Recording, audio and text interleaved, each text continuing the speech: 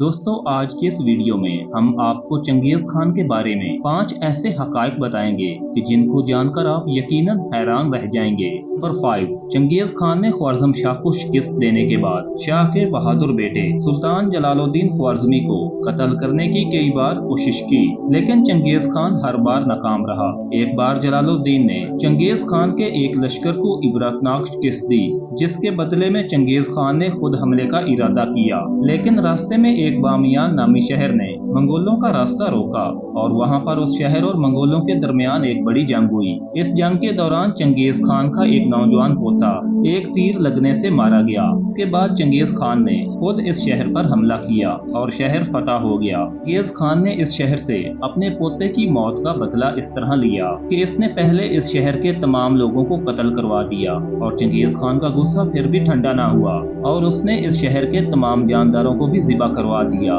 Genghis Khan ने कई लाख लोगों को कत्ल करवाकर उनके सिरों से मीनार बनाए। क्या आप जानते हैं कि चंगेज खान अपनी पूरी जिंदगी में सिर्फ एक इंसान से डरता था, वो थे सुल्तान जलालुद्दीन ख्वारिज़मी। जलालुद्दीन ख्वारिज़म का शहजादा था, बहुत बहादुर और दिलेर था। अपने बाप ख्वारिज़म शाह की शिकस्त के बावजूद सुल्तान ने मंगोलों के खिलाफ जिहाद जारी रखा। ख्वारिज़म शाह तातारियों को कई बार शिकस्त दे चुके थे और ये भी कहा जाता है कि चंगेज खान ने इनकी बहादुरी से मुतासिर होकर कहा था कि अगर जलालुद्दीन मेरा बेटा होता तो मैं पूरी दुनिया को फतह कर लेता। सुल्तान जलालुद्दीन सारी जिंदगी तातारियों के खिलाफ लड़ते रहे और इस दौरान सुल्तान को किसी भी इस्लामी सल्तनत की तरफ से मदद न मिली, यहाँ तक कि खलीफा बगदाद ने भी सुल्तान का साथ देने से इनकार कर दिया था। सुल्तान जलालुद्दीन अपना ज्यादातर वक्त तन्हाई में गुजारते और आखिरकार रोपोश हो गए। इसके बाद किसी को भी ये पता न चला कि सुल्तान कहाँ है और किस हाल में है। कई सालों तक सुल्तान के मुतल्लिक अजीबोगरीब दास्तानें मशहूर होती रहीं।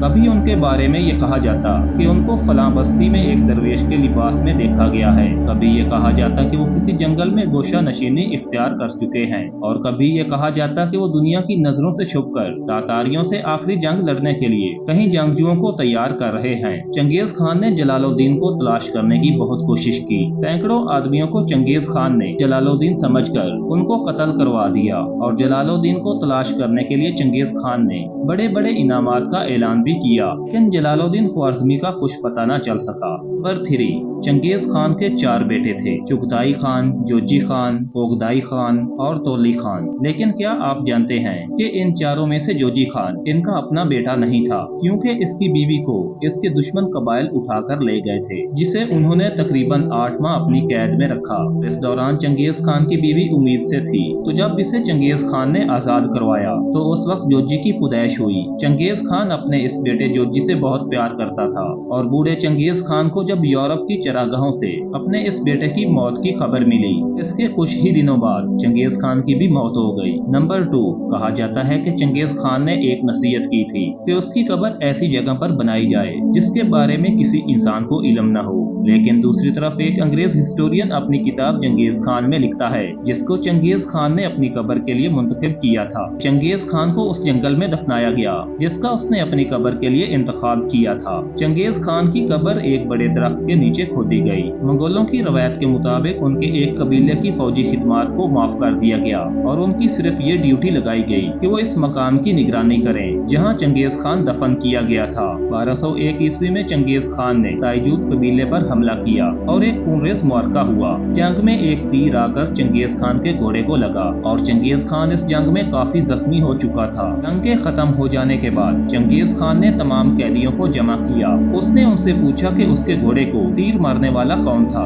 एक जंगजू ने चंगेज खान के सामने बहादुरी से अपने जुर्म का इकरार करते हुए कहा, तीर मैंने चलाया था। चंगेज खान ने इसे कत्ल करने की बजाय इसकी बहादुरी से मुतासिर होकर इसको अपनी फौज का एक कमांडर बना दिया, जो कि फिर तारीख में जिब्बी नोयान के नाम से मशहूर हुआ, जिसने चीन और ख्वारिज़म पर हमले करने के लिए चंगेज खान को बेशुमार खिदमत पेश की।